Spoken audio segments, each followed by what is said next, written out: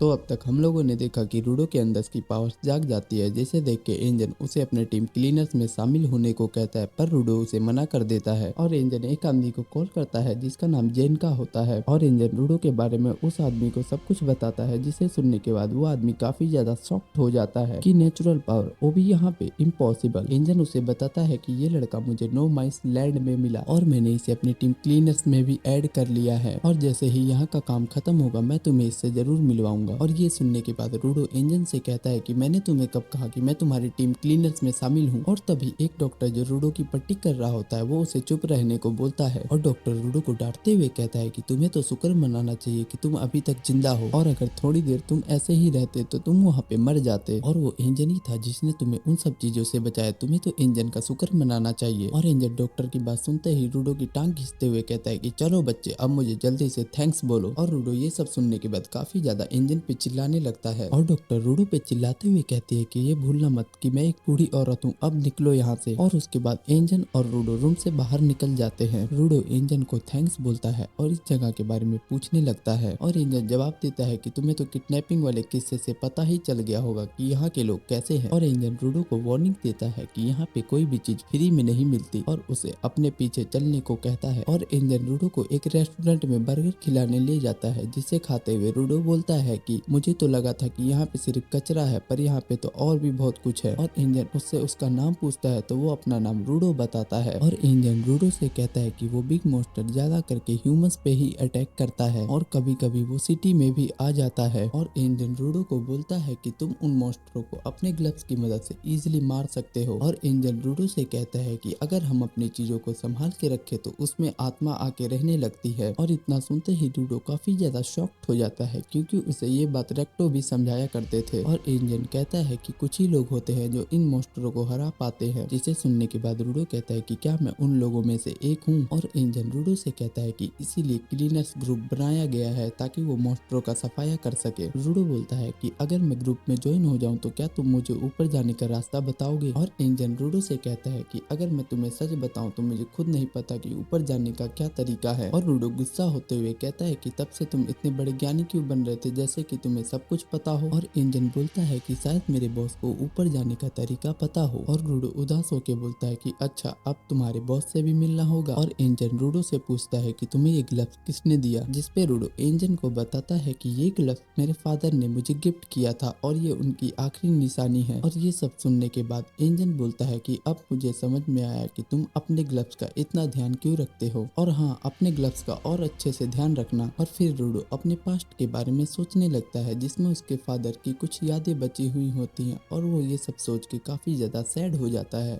और एंजन रूडो से कहता है कि चलो अब यहाँ से चलते हैं। और तभी रूडो उससे सॉरी बोलता है और कहता है कि मैं तुम्हारा एहसानमंद हूँ। और उसके बाद एंजन रूडो को पैसे देता है और उसे कहता है कि सारे पैसे एक ही जगह पे मत खर्च कर देना। एंजन रूडो से कहता है कि तुम टेंशन मत लो, पैसा, खाना और डॉक्टर की फीस सब तुम्हारी ड्रेस बेच के आई है। और रूडो एंजन पे चिल्लाते हुए कहता है कि तुम्हारी इतनी हिम्मत, तुमने मेरे साथ ऐसा किया। और एंजन रूडो को वहीं पे वेट करने को कहता है ताकि वो उसके ट्रेनर को लेके आ सके। और तभी पीछे से एक कैट आती है जो उसके पैसे लेके भाग जाती है। और रूडो उस कैट के पीछे पीछे भागता है और उसे एक स्टिक के मदद से पकड़ लेता है। और रूडो उसे पकड़ने के बाद अपने पैसे वापस ले लेता है और वो स्टिक किसी और का नहीं जानका का होता है। और जानका अपनी स्टिक मांगते हुए उसे चोर बोलता है और रूडो उसे सफाई देते हुए बोलता है कि मैं कोई चोर नहीं हूँ, ये कैट मेरे पैसे लेके भाग रही थी। जानका अपने स्टिक को किस करते हुए बोलता है कि एक तो चोरी और ऊपर से तुम मेरे से इतनी अकड़ में बात कर रहे हो, तुम्हें तो सबक सिखाना पड़ेगा।